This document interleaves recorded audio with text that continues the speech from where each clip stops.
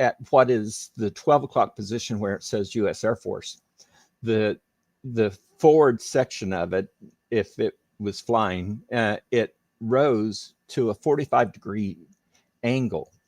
Now, this is not possible. I flew F-16s, T-38s, AH-1 Cobras, UH-1 Hueys, OH-58 Scouts. There is no craft that can do that. Now, first of all, if it's a fixed wing, you've got an engine pushing from the back to the forward position. So you're going to get lift because of the thrust that you create. If it's a helicopter, you're going to have thrust straight down from the rotor disc. Now, then you can move a rotor disc to 45 degrees. But if you do, that's going to change the thrust vector downward and back. So all of a sudden, as soon as you leave a zero angle and you go to 45 degrees, that helicopter is going to fly forward. It's got to. Yes. There's no choice. Well, this thing went to actually a 45 degrees nose high. This was the 12 o'clock position, and it just stayed right there, stable as could be. When I saw that, I said, "Oh my goodness!" And he said, "Yeah, I knew that'd knock your socks off." So, just about that time, knock, knock, knock. There's a knock on the door. So he panics. He flips the computer off, flips the computer screen off, and says, "Don't tell anybody I showed you this. You just showed me a flying saucer. Who am I going to tell it to? It's 1992. Well, anyway, he goes over to the door, opens it up, and this lieutenant colonel and I believe a couple of captains came in. And so the lieutenant colonel said, "Why was the door locked? And what are you guys doing in here?" And so he said, "Well, I had a skin thing and I was afraid it's cancer. So I wanted to show it to the doc. So I just closed the door for my privacy." So now all of these guys are looking at me, and I'm sitting there thinking, I just saw a stinking flying saucer with U.S. Air Force on it. And the guy that showed it to me really should not have shown it to me. Now, I want to emphasize something. There was no listing of any classification on it. It did not say confidential, secret, top secret, anything. There was no identification of any security markings. It did not have a location stamp, a time stamp, a date stamp. It had nothing on there. The screen was completely clean for a closed circuit television screen. Now, all these guys are looking at me and I think, man, you know, if I report this guy, I'm going to probably have to report all four of these guys because they're in this office. If this guy saw the flying saucer and it was shown to him, unless it was part of his official duties, he committed a security violation as well. And so might all three of these other guys. If I report them, I have to go to their chain of command and say, look, these guys showed me a flying saucer. I don't think they were supposed to.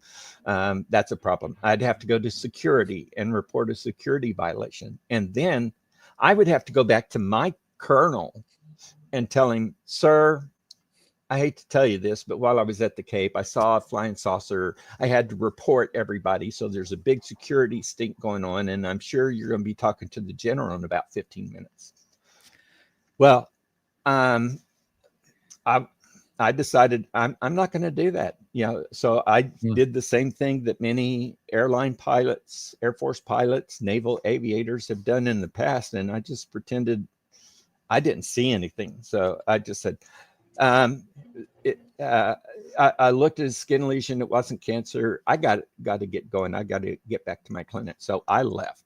I never went back to that building.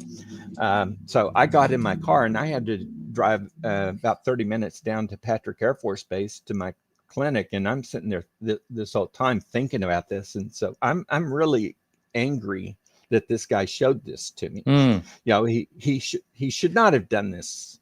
But you know, so many times we as human beings, if we see something really strange, the first thing we want to do is share it with somebody. Well, this guy shared it with me and I didn't appreciate it. In a similar kind of thing, I have a whole story about going on the USS Montpelier nuclear submarine. And when I was on there, I was in my NASA flight suit. And so as they were showing me around, they said, well, you're not really supposed to go into the sonar room and see any of this, but if you work with the space shuttle, it's okay. So they took me into the sonar room. Well, they weren't supposed to do that, but you know, that's the kind of stuff that people do. So this guy wanted to share this with me. Well, I didn't share it with anyone. I didn't, when I got back to my clinic, I didn't indicate to anybody anything had happened. I didn't even tell my wife for 15 years about what I had seen. And so finally, in like the 2017 timeframe, when Commander Fravor came forward and the Tic Tac videos and the gimbal videos and the Go Fast videos came out, and all of that was going on. In November of 2023, I decided I'm going to try something. In April of each year, there's a Navy symposium called the Professional Development Symposium, where speakers talk about all kinds of safety, health, industrial hygiene issues, and all this sort of stuff. So I contacted the commander of the PDS, and I said, look, you know, now that the Navy has admitted that these videos are real, they've confirmed it before Congress, and so it's all been declassified. Can I go ahead and speak about UAPs in my lecture next April? And so he said, well, you know, we'll have to think about that. So we had emails going back and forth for a little bit, and he said, as long as it's done in a professional manner, you know, I'll tentatively approve it, but we're going to have to see what you're going to be saying first. So I made my slide set for the presentation, sent it to them. They reviewed it and said, yes, you can give this presentation. Just to be sure, I was working at the McAllister Army Ammunition Plant at the time, and I sent a copy of it to the public affairs officer at McAllister Army Ammunition Plant, and he gave me written permission to go ahead and give this presentation. So then I sent the presentation to the largest Army facility in the state of Oklahoma, over at Fort Sill. And so I sent it to the public affairs officer there. The public affairs officer reviewed it and said, yes, you're cleared to give this. So on April 24th of 2024, I gave an hour lecture that was, just a second.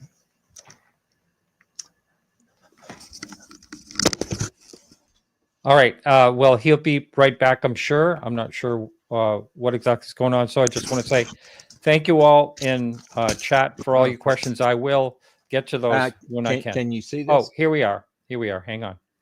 All right. Hang on just 1 second. Let me blow that up. There you go. Okay. Oh, okay. So human factors in identification of aircraft, military drones, and other aerial phenomena. So this is what I actually gave my lecture from. Oh, wow. Well, it went really well for the last 15 minutes. All I basically did was talk about UAPs and that we need to talk to people who witness these the same as we would as if they'd just seen an aircraft mishap. And so I gave guidelines for how to interview personnel witnessing these events. Well, the people who watched it were really great, and they said this was a fantastic lecture. We really liked it. Just about a week and a half, 2 weeks later, I got a letter from the commander, the one who approved me to speak to the Navy Professional Development Symposium, and he said, thank you for doing this. It was a very interesting lecture.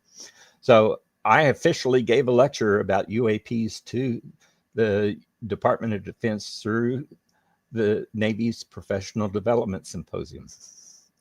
Well, the thing is, I knew that I had seen a flying saucer back in 1992. These people did not. So when I retired on April 30th of this year, I contacted a couple of people, Josh Boswell from the UK Daily Mail, and then Tyler Roberts from Total Disclosure. And so I gave an initial interview with each of them about this story. Well, man, it just blew up. Next thing I knew, it was in Newsweek. It was on. That's right. That's why I read that. Post. Yeah. Yeah, it went all over the world. And since then, I've been talking on all kinds of podcasts. And in fact, this week, I had this one scheduled for today. And I was joking yesterday about the fact that I didn't have any interviews scheduled for Thursday. Well, it turned out I ended up speaking to Linda Moulton Howe.